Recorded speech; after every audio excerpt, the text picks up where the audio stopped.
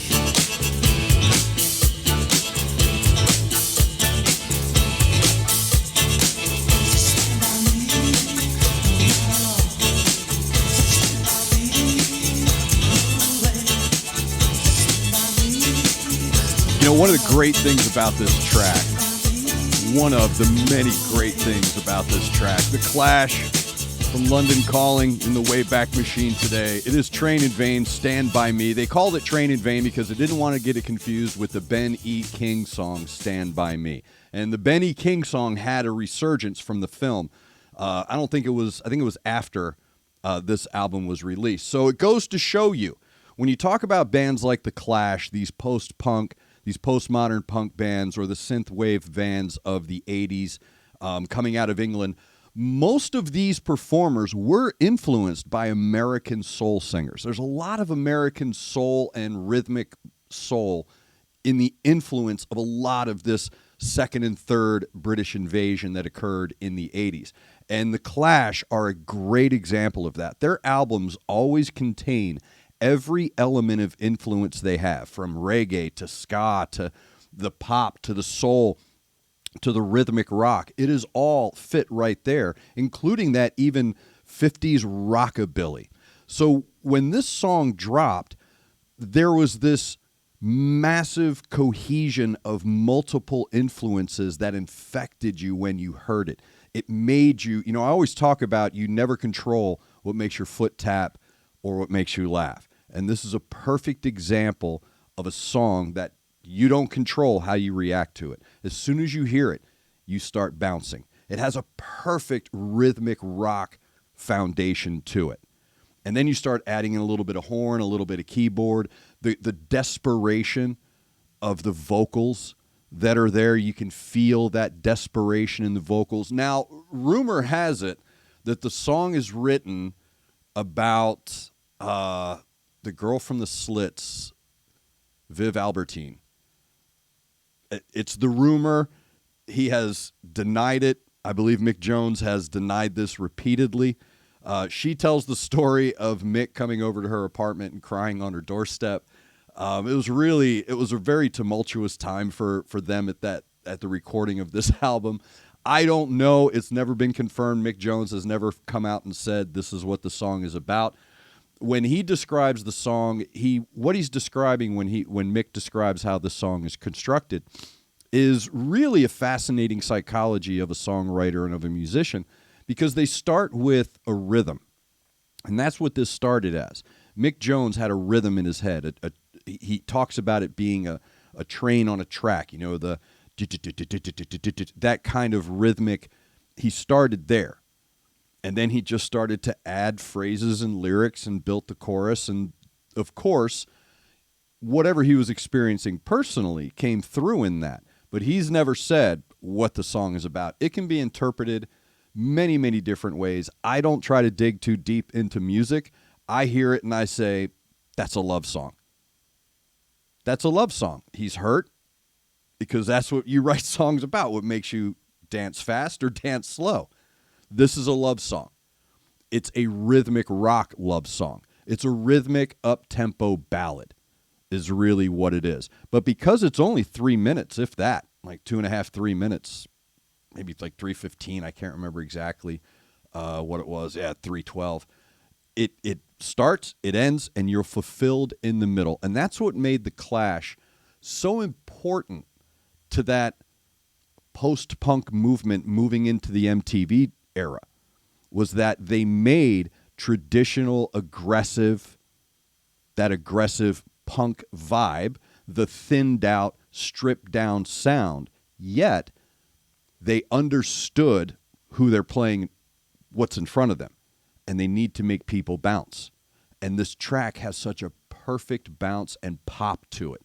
So the colors that are being created, the drums and the bass have this perfect green-brown foundational tone that moves in a nice, even rhythm through the track. And then interspersed on top of that are those desperate vocals and the really, really Joe Strummer menthol guitar. It's really, this track is really simple yet subtle, because the filling of the song itself is done between the vocals and the drum and bass. So the song is filled with the guitars and the keys and a little bit of horn. It's really that menthol, very light. It's a lead guitar, but he's playing a rhythm section. It's perfectly done. It's a perfect pop rock song. One of, up until Combat Rock, this was probably their most commercial track. And you can throw Should I Stay or Should I Go, and you can even say Rock the Casbah is commercial success. But when it comes to sound, this is a very clean, mainstream tone to a song. And it really did establish this band as something more than a punk band. I've never considered TheClash to be a punk band. I consider them just to be a rock band because they're influenced, and you can hear it in the influence. It's influenced by so much soul, rockabilly, surf guitar. The arrangement is very concise and pop driven. And to show you how perfect the song is, how absolutely brilliant and simple the song is, everybody's covered it. Eurythmics, Annie Lennox put it on an album. Third Eye Blind, the band EMF that had the track Unbelievable, they did a cover. Even Dwight Yoakam has done a cover of this song. So the song is far more influential, and the band and the album London Calling are far more influential than to just punk bands. You're going to find that a lot of people had this record. That album cover, everybody had it, dude. Everybody had it. No matter what kind of music you were into back in the day, in the early 80s, you had London Calling. And a funny aside before we drop, I have this leather jacket. And it's an awesome leather jacket. It's the leather jacket that's in that profile right there. I love this jacket. It gets compliments. It was given to me by a young lady named Toby Penny.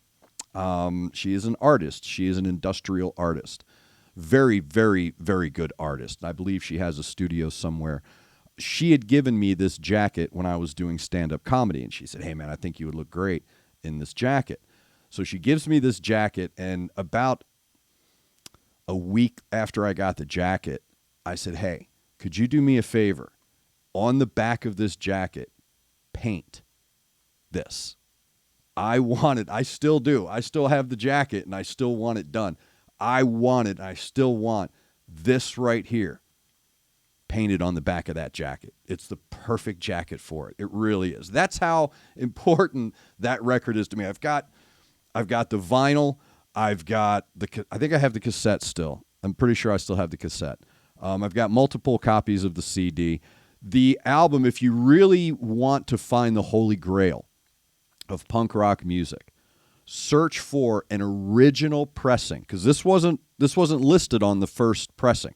It was done last minute, barely got onto the album, so much that it's not listed on the first pressings of the album. But if you have a first edition of London Calling where TrainInVain, Stand By Me is not listed, look closely on your record, because right where the label sits on the vinyl, they hand scratched into the vinyl track number, I think it was like 8, TrainInVain, Stand By Me.